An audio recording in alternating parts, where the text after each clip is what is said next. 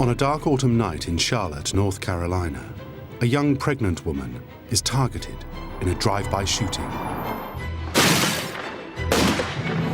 Police, I've been shot. You've been shot? Where are you at, ma'am? The horrific attack grabs national headlines because the victim's boyfriend is pro football star Ray Carruth. Were Shericka Adams and her unborn son victims of a drug deal gone wrong? You could tell she was very foggy, trying to figure out exactly what had happened. Or did her boyfriend plan the hit?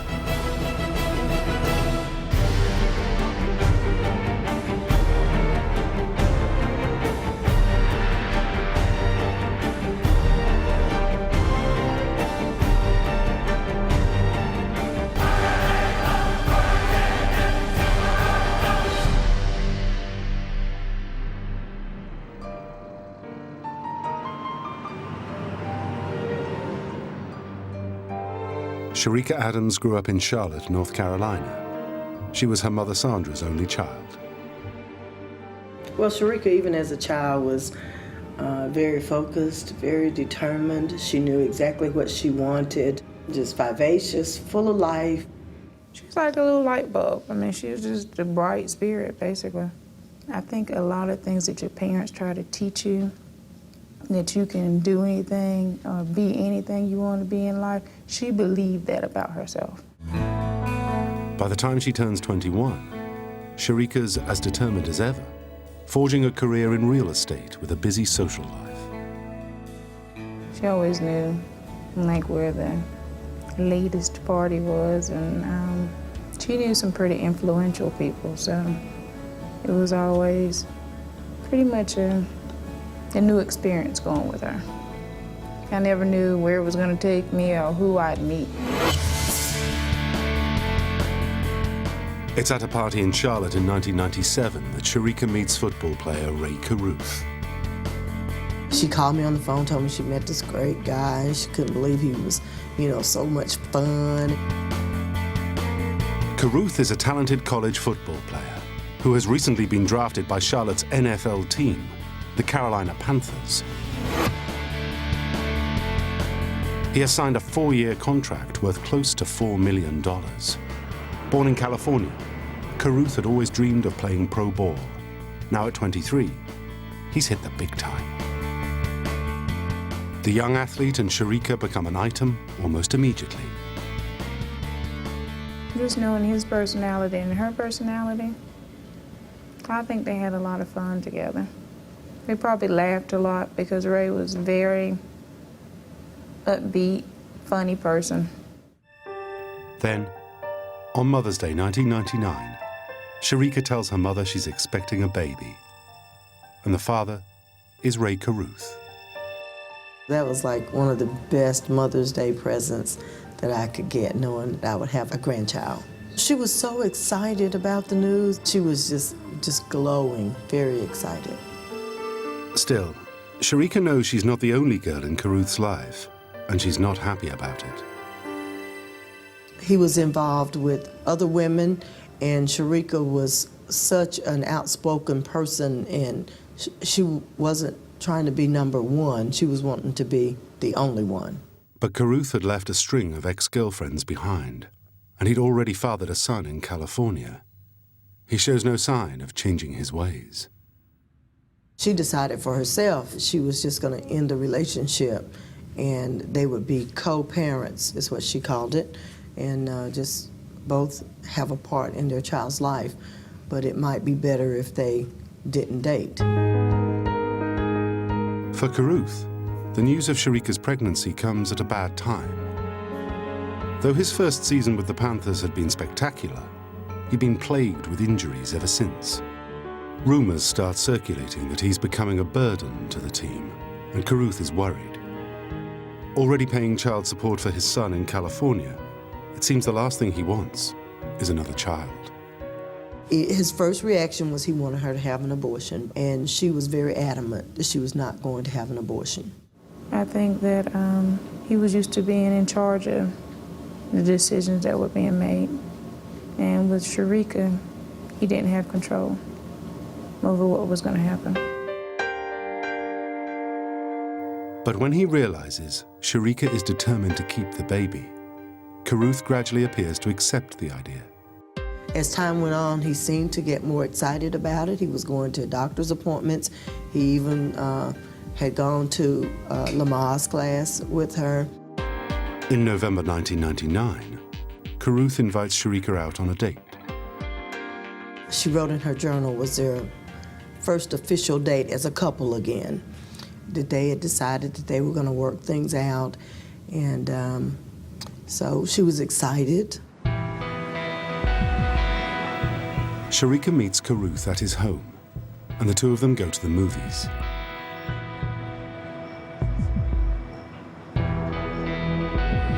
Afterwards, they head for Sharika's house, driving in separate cars. Sharika follows Carruth. They reach an isolated stretch of Ray Road, just minutes from the movie theatre. Woodland flanks both sides of the street.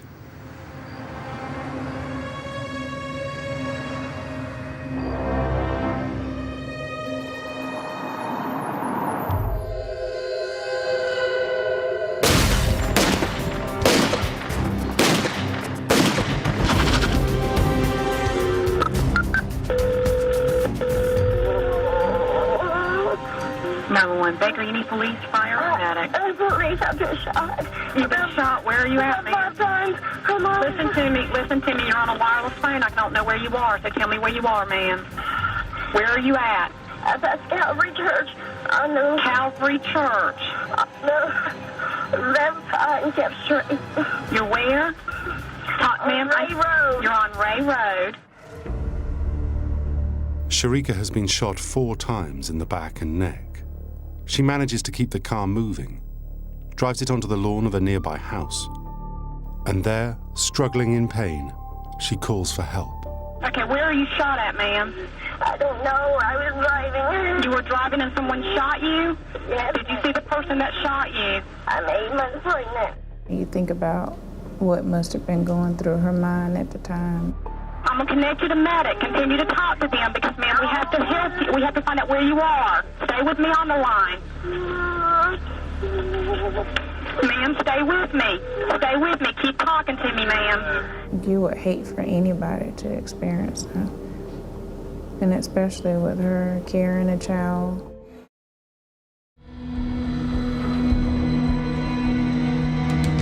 When police arrive at the scene, they find Sharika alone in her car, badly wounded. She is rushed to the Carolina Medical Center and goes straight into surgery so doctors can try to save her and her unborn baby. In the early hours of November the 16th, 1999, Chancellor Lee Adams is born by emergency C-section.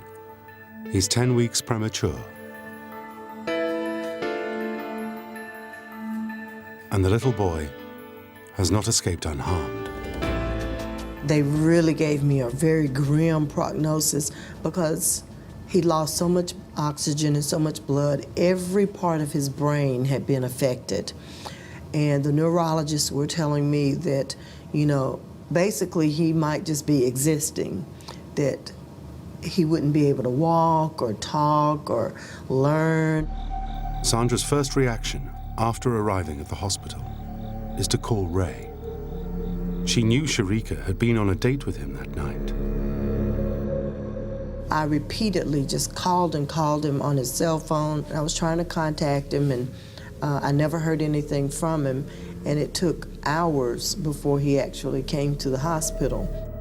Homicide Detective Darrell Price is also sent to the hospital. When she became conscious again after surgery, she had been intubated, so she couldn't speak, but she was alert. One of the nurses had actually given her a piece of paper and something to write on in it, and was asking a lot of questions. Sharika is barely clinging to life, but finds the strength to write notes based on her memory of the shooting. She writes that Carruth was there when the shooting happened, and then had driven off. She was asked, did he do this to you? And she didn't indicate that he did, but she didn't indicate that he didn't. It was more of a big question. You could tell she was very foggy, trying to figure out exactly what had happened. And, you know, so she made several notes of some things that had taken place to give us a starting point.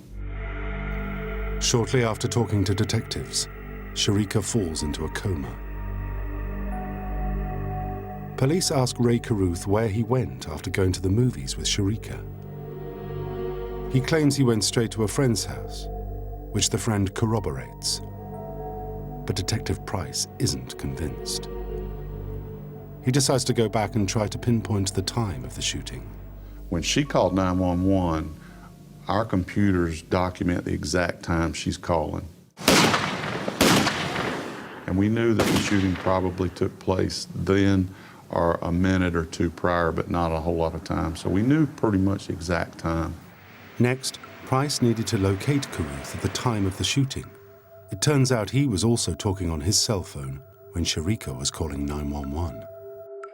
Through cell phone triangulation, we were able to tell that he was within a short distance of the actual location that the shooting occurred. So we knew based on that the story that he was telling us was not true. 9 days after the shooting, the police believe they have enough evidence to arrest Carruth for conspiracy to commit first-degree murder and attempted murder. For many who knew him, it's a shock. I didn't feel like that was something that he would do because that wasn't his personality. Police examine Carruth's phone records and arrest 2 other suspects who he had spoken to on the night of the shooting and in the days beforehand. They are habitual criminal Van Brett Watkins and drug dealer Michael Kennedy. Carruth is released after posting $3 million bail and agrees that if Sharika Adams or the baby dies, he will turn himself back in. All 3 suspects claim they're innocent and say nothing to implicate the others. That is, until Ray Carruth gives a television interview that enrages Van Brett Watkins. Carruth came on television and they were asking the question, well, what do you think about this person that the police department's brought in? And, you know, that's what set Watkins off. When he saw Carruth saying that, you know, I hope that this is the guy. Carruth's comment is enough to make Watkins break his silence with police. Incredibly, he admits that he was the trigger man in the shooting of Sharika Adams and that Michael Kennedy was the driver of their car. He also says that Ray Carruth planned and paid for the hit. Watkins' story fit all of the evidence that we had compiled. It fit. He told us where he threw the gun. The gun was actually located where he said he threw it. You know, he told us exactly where it took place, which he wouldn't have known that. He told us, you know, where Ray's car was, where their car was, who was driving his car. And he had no reason to tell those lies because he admitted the culpability of being the shooter. So far, Ray Carruth is still only charged with conspiracy to murder and attempted murder. But then, on December the 14th, 2000, Sharika Adams takes a turn for the worse.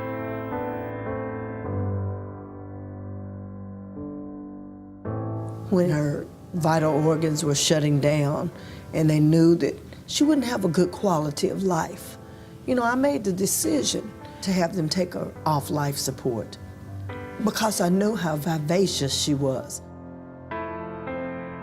And because of our faith, I believe that she's in heaven. So it made it easy to make that choice.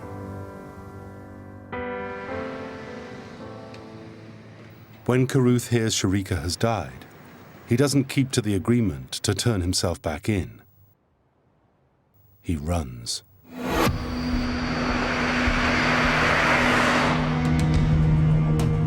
Carruth is now a fugitive, wanted for first-degree murder.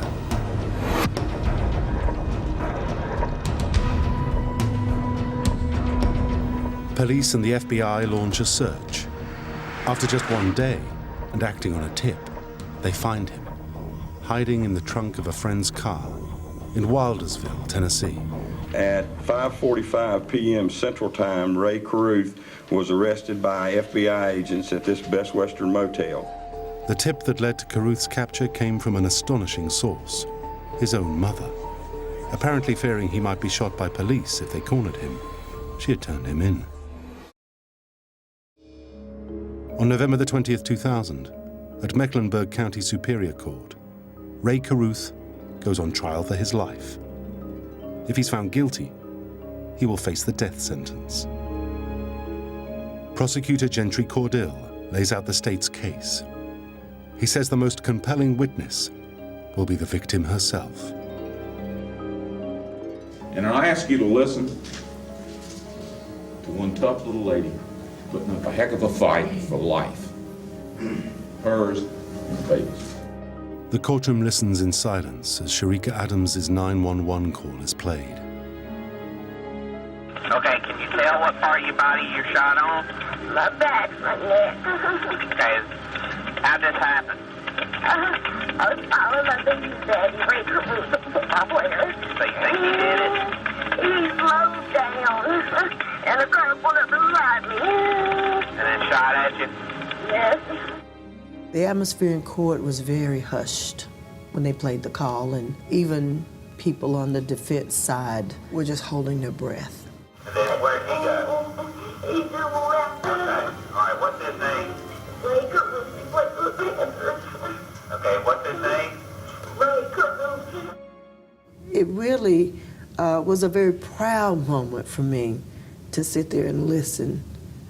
It just demonstrated my daughter's determination. She was just being such a wonderful mom. She was taking care of her child. Football hero Ray Caruth drove away and left Shericka Adams and his own son for dead. To have her own words, that was very powerful. I think I've ever had that kind of evidence in a case before. Next, Cordill outlines the trail of evidence to the hospital, where after surgery, Shericka wrote notes implicating Caruth. He was driving in front of me and stopped in the road.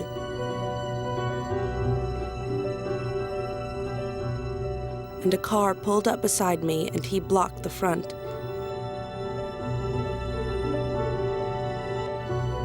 I think Ray had something to do with it. Before we left his house, he called someone and said we were leaving now. At the time, Shericka had no idea who Caruth was talking to. But from phone records, police identified the man as Michael Kennedy, the getaway driver.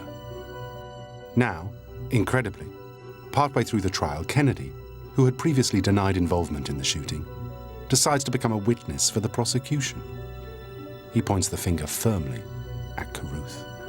Ray giving me the money to get the gun, and that he wanted me to drive his friend to follow him after he left the movies, and that he was going to, I guess, attack Shericka or make her lose the baby. He then talks the court through exactly what he says happened that night. Ray went over a hill and then down in a dip. Then he stopped his car. She stopped behind his. And Watkins told me to pull up beside her car, and he started shooting at her car. To Detective Price, Caruth's motive for the shooting is obvious. He was a young, aspiring athlete in his mind, and he had gotten a woman pregnant that he wasn't in love with, and didn't want to consider the fact of being tied down through a child, through child support or alimony or whatever else may have come out of that.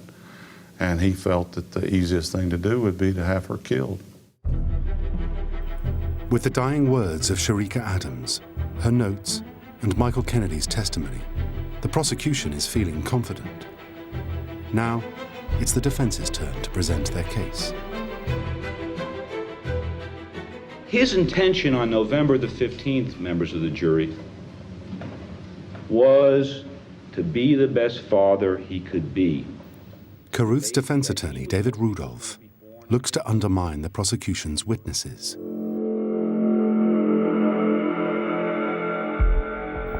He begins with Shericka Adams herself, claiming her dying testimony is not reliable because she was too concerned about her unborn child's safety.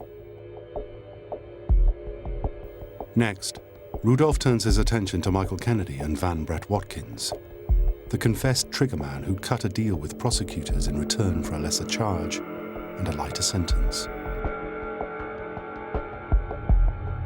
Rudolph accuses the two men of making up the story implicating Carruth to deflect blame from themselves. He says they had gone to confront Carruth that night over a botched drug deal. The defense calls a county sheriff's deputy who says Watkins confessed to her while in jail. And he said, Sergeant Riddle, I just lost it. I lost control. He said, I just started shooting. And he said, Sergeant Riddle, it was Ray's fault. If he had just given us the money, none of this would have happened. When he takes the stand, Van Brett Watkins again admits to shooting Shericka. I fired one shot and 4 more shots. Bam, bam, bam, bam. She was screaming. But he sticks to his story that Carruth paid him to do it. And turning to address the jury, he denies making any jailhouse confession. Still, the defense hopes they can provoke Watkins' quick temper in court, making the jury question his reliability as a witness. And Watkins doesn't disappoint. I'm 286 pounds. Okay, I would rip you like a rag doll. Yeah, I don't know how to describe him. He was full of surprises anyway. After a trial lasting 8 weeks, the defense rests. Ray Carruth never testified. His fate is now in the hands of the jury, who must decide if Shericka's murder was the result of a drug deal gone wrong, or Ray Carruth's plan to eliminate his unborn child. For Carruth, it's a matter of life and death. I'd ask you to hold him responsible for what he did. Hold him responsible for what Shericka saw him do. The jury deliberates for 16 hours before returning their verdict. We, the jury, returned the unanimous verdict as follows: that the defendant, Ray Lamar Carruth, is guilty of conspiracy to commit murder of Shericka Adams, but not guilty of the first-degree murder of Shericka Adams. Despite believing Ray Carruth did conspire to kill Shericka, the jury controversially refuses to convict him of first-degree murder. They don't believe he should get the death penalty, when the actual shooter, Van Brett Watkins, got a 40-year sentence. I felt a little bit disappointed because I knew he should have been charged with murdering my daughter. But I felt relieved that he would be going to jail.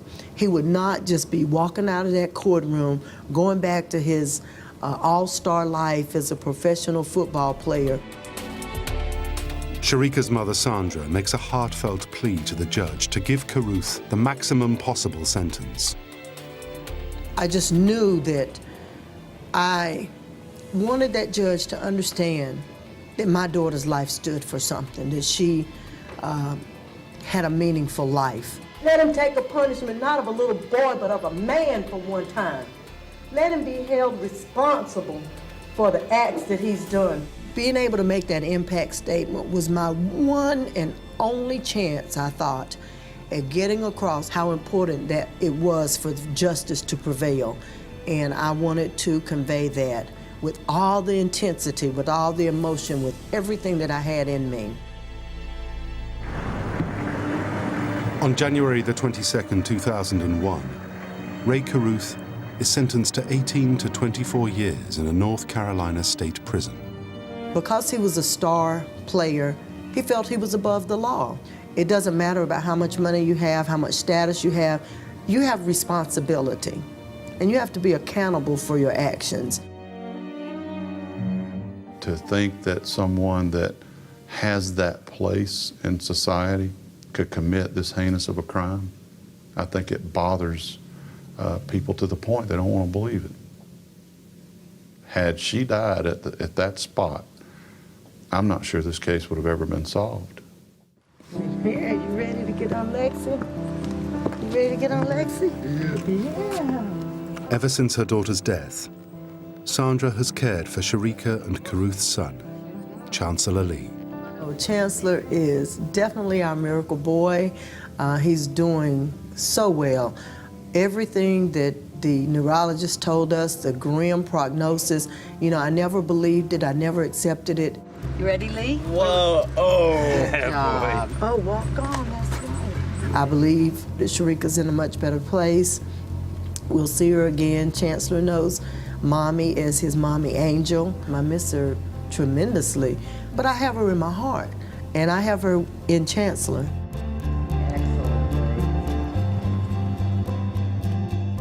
He helps to make my life complete. A lot of people think I'm there for him. I think he's there for me.